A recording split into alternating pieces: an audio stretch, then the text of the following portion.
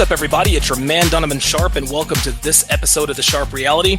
If you were on your way to or from work or the gym, thanks for making us part of your daily commute.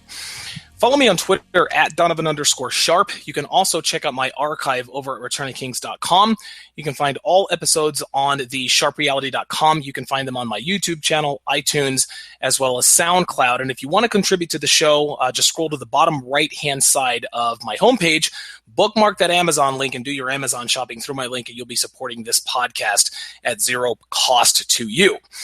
Now, today's episode is about perfect tens. I am going to give you guys 5 universal truths about perfect tens that every man should know. Now, here's the thing, guys. I was very fortunate to have found the red pill shortly after the dawn of my sexual prime. Men reach their sexual prime when we hit 30. Obviously, we don't. In terms of our sexual attractiveness to women, we're gangly and skinny as teenagers. We got pimples all over the place because hormones are raging. In our 20s, we look a little bit better. Provided that we're lifting and eating right and taking care of ourselves. But the fun really doesn't start until you hit the big 3-0. And fortunately for me, I discovered the red pill right after I discovered the red pill at the age of 33. It was right after I turned 30. Because of this, it's allowed me to maximize my sexual market value, which has really given me more options than I've ever had at any time in my life, as far as work, women, and independence, location independence go. I'm even more fortunate to have fucked a fair amount of females that most men would consider to be a 10. Now, granted, game had a lot to do with it, but any man who's fucked more than one super hot chick knows that luck sometimes plays as much a role as game does in these situations. Sometimes you just have to be in the right place at the right time. Whether you have game or obviously game has a lot to do with it, but you still have to the stars have to align for you, especially when it comes to 10s. Now, I'm not going to get into what qualifies as a 10 because look, let's face it, guys, every man's preference in terms of female beauty is highly subjective. But at the end of the day, we all know a woman. We all know a woman who would draw the sexual interest of 99% of men when we see one. So we'll sort of use that as our de facto barometer. Now, having fucked more than a handful of these females over the years, I've learned 5 things about them that seem to be pretty I've learned a lot of things about them, but the 5 that I'm going to lay out today seem to be pretty consistent across the board, and can come in and can really come in handy with running game on them. So let's go ahead and get started here. Number 1, they don't get hit on as often. Now, no, I'm not talking about some beta schlub, giving her a seat on the subway, or the perverted old janitor who jokes with her every day about going on a date with them. I'm not talking about guys like that. I'm talking about the man who walks up, looks her in the eye, introduces himself, and makes no bones about what he's angling for. The truth is, guys, that extremely attractive women quite literally scare most men away from even talking to them. Okay, sure, they'll say hi. Sure, men like this will say hi or make some stupid comment about the weather, and that's where it ends.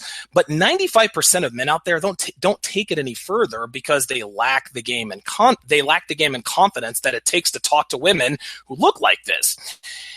So just because these women, turn heads of men wherever they go doesn't mean that the heads on those men have the balls to go up and talk to them and escalate with them. They don't have the balls to act.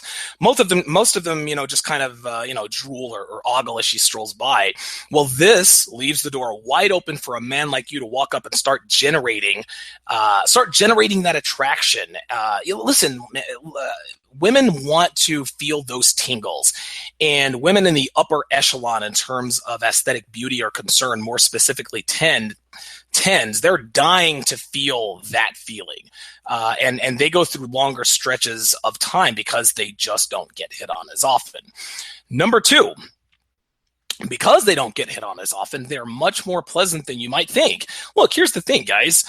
Hot chicks, they want to fuck. They want to go on dates. They want to have relationships as much as any female out there.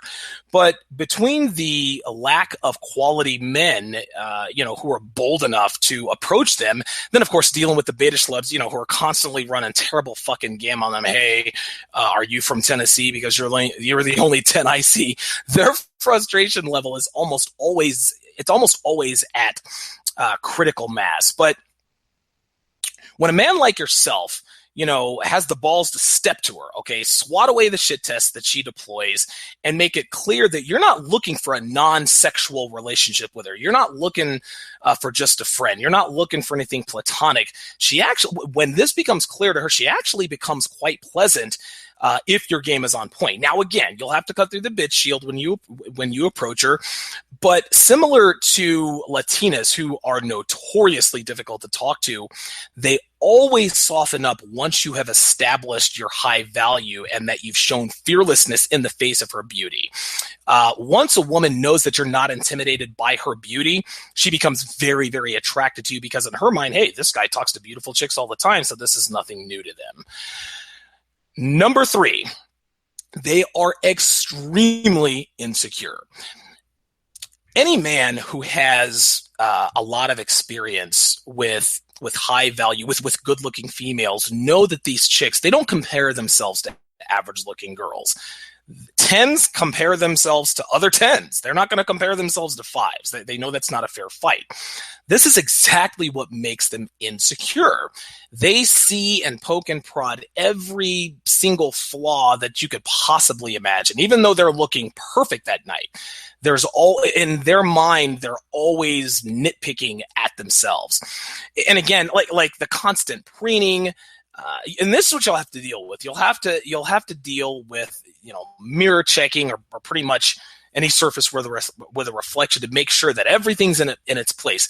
That can be a pain in the ass when you're with a 10 sometimes, but look, that's part of the gig. That comes with the territory. Use that insecurity to your advantage and tease the fuck out of her. Tease her about her nose, make fun of her hair, pick on her about her, bejeweled iPhone case, anything you can think of.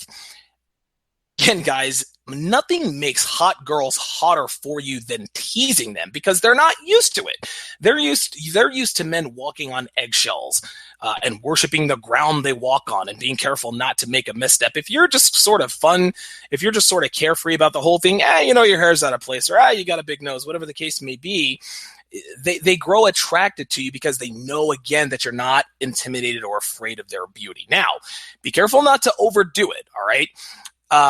Don't overgame them. You have to understand, when to turn off the sort of the jerk boy attitude and turn on the charm. But by the same token, she definitely needs to understand that you're not afraid to tease her and pick fun at her. Again, this lets her know in uncertain terms that her beauty is something that you'd be just fine without, and that is that's exactly what turns them on. Number 4, they're so in bed. To be quite honest with you. Again, women in the upper aesthetic echelon, they don't have to do too much to impress men these days, all right? And again, the combination of thirsty men out there and having pretty much everything handed to them, on a silver platter because of their looks, it really saps their motivation to do, other than keeping in shape, it saps their motivation to do really much of anything out there because they're sort of experiencing life at its best. Now, their lack of need, that lack of need to please, believe it or not, guys, crosses over into the bedroom as well. Now, don't get me wrong. We all want to fuck 10s because they're 10s, all right? They have, perfect asses, great tits, pretty faces. But believe it or not, the sex is, more often than not, guys, the sex is often lackluster. Again, because good-looking girls usually aren't required, they're not required or compelled to exert much effort to elicit a favorable response from a male, sexually or otherwise. Now, I can personally attest to you guys that on average, sex with 7s and 8s is almost always better than sex with 9s or 10s. 7s and 8s, rarely hesitate to suck your cock. They'll let you butt fuck them. They'll do whatever they can to please you in bed. They've got to make up for their deficiencies somehow, and draining your balls by any means necessary is how they accomplish this. Now, again, this isn't to say that sex with super hot girls is terrible. But if you're the kind of guy, if you're expecting a 10 to fuck you like a porn star, you need to understand that it's going to take a lot more than just being naked in the same room for her to be motivated to do so. Even if your game is airtight, it normally takes a lot longer for her to loosen up into the bedroom and turn on the slut antics. And of course, you have to make her feel relaxed. I mean, all standard game principles apply, but again, you guys have to understand that 10s they're rarely motivated to be sexually satisfying because they're used to just showing up and that's really all that's needed.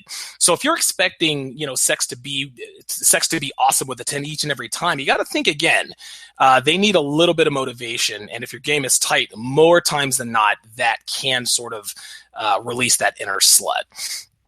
Number 5, and this seems a little obvious, but 10s are people too, and here's what I mean by this. It's really easy to sort of get caught up in the trance of extremely beautiful women. Everything about them seems to sort of hypnotize us when we look at them. And listen, we're men. We have testosterone. There's really not much we can do about it. But it's important to understand that hot girls are people too. All right.